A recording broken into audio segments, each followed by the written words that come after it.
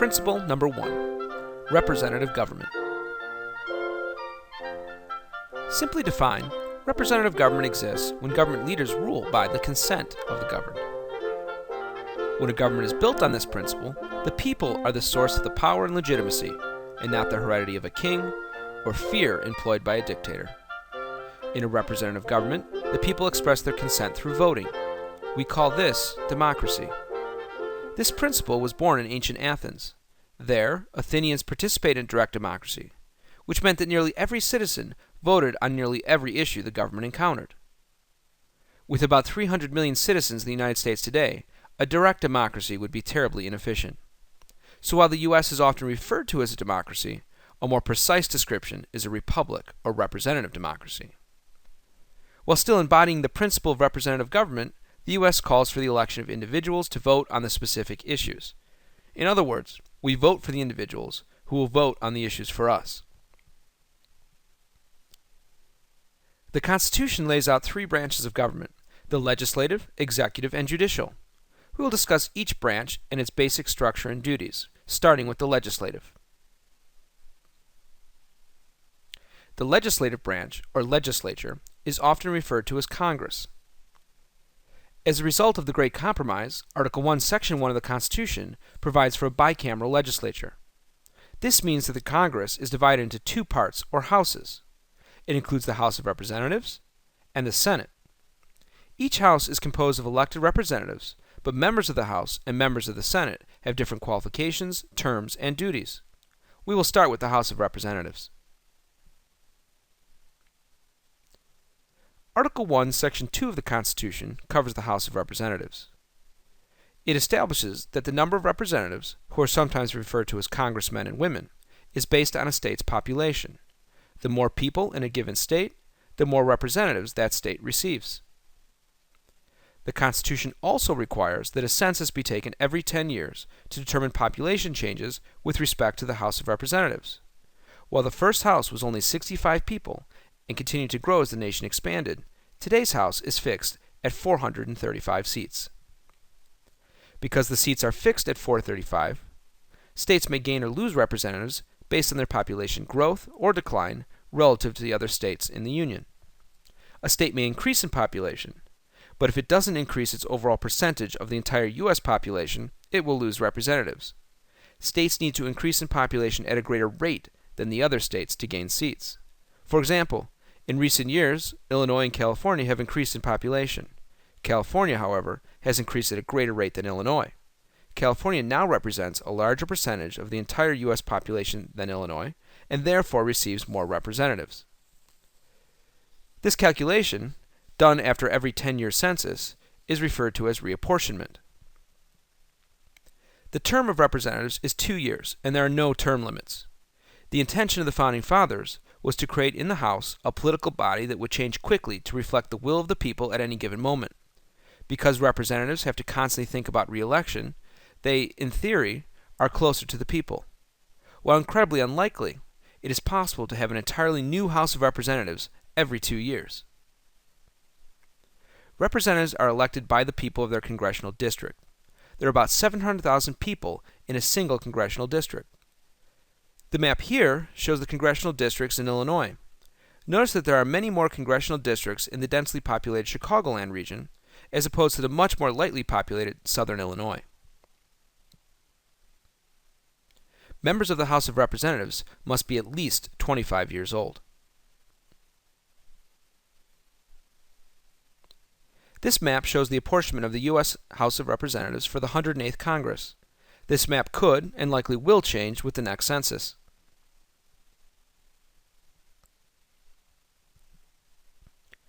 Article 1, Section 3 of the Constitution talks about the Senate.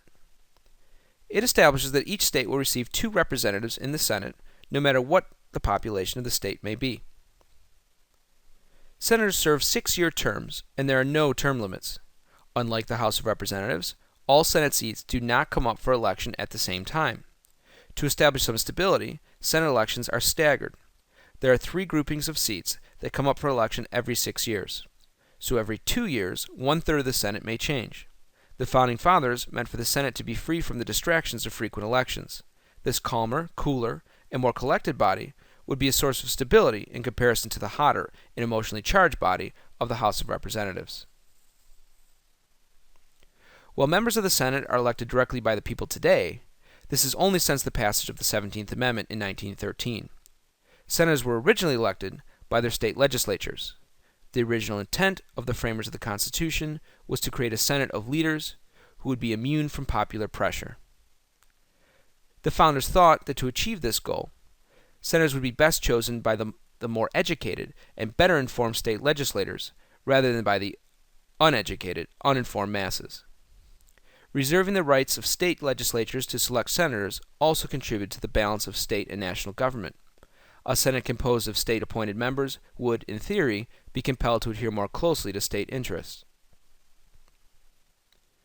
Members of the Senate must be at least 30 years old. The next branch of government we will cover is the executive.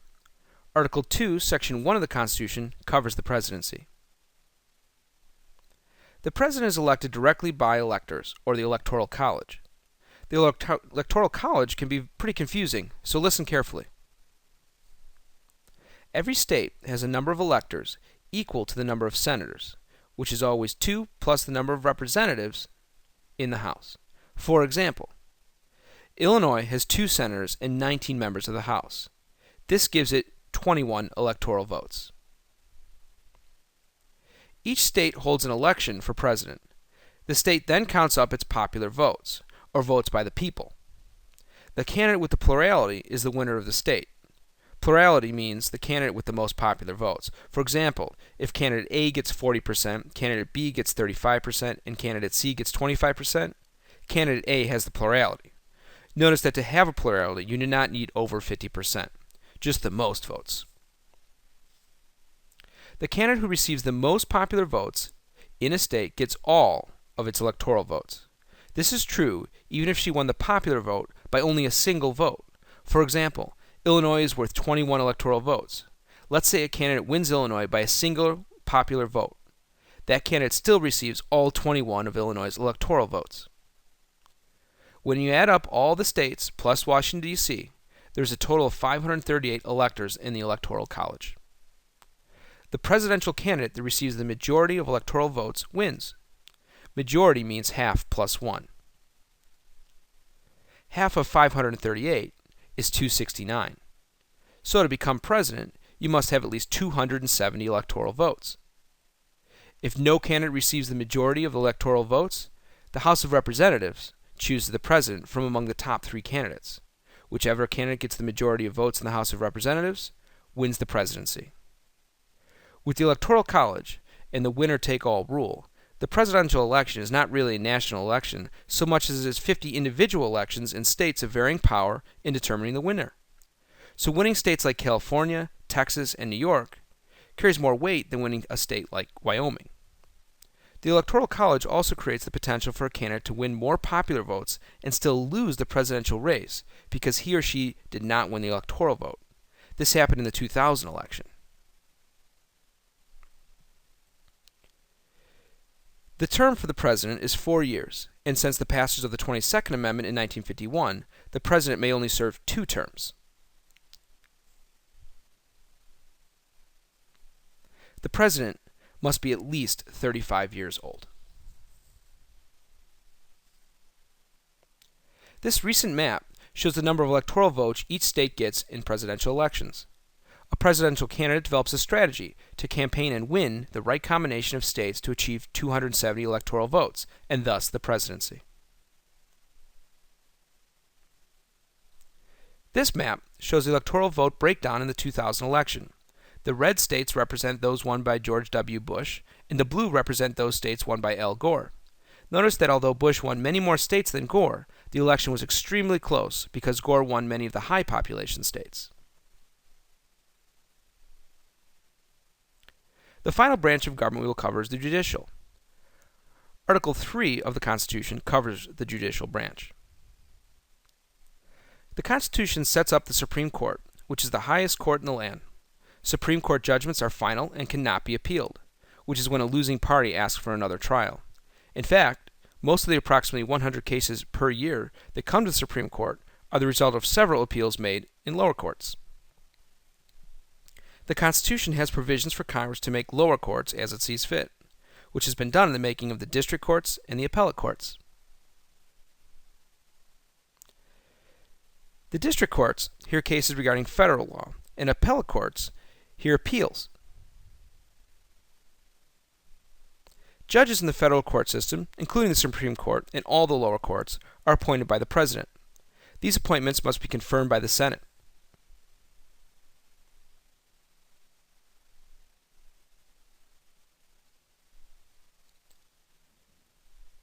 There are 9 Supreme Court justices and just over 800 lower federal court judges. In order to elevate judges beyond the demands of campaigning and political maneuvering, the Constitution provides for life terms for federal judges, although most retire before death. By giving life terms, judges remain independent of the voters and do not feel pressured to rule by what is popular, but rather by what is lawful. If a judge is suspected of bad behavior, which can include any number of illegal acts, he may be impeached by the House of Representatives and removed by the Senate. In conclusion, the principle of representative government is articulated in the Constitution and embodied in the 3 branches of government. The men and women who make up our federal government are directly elected by the people, indirectly elected by the people, or appointed by elected representatives.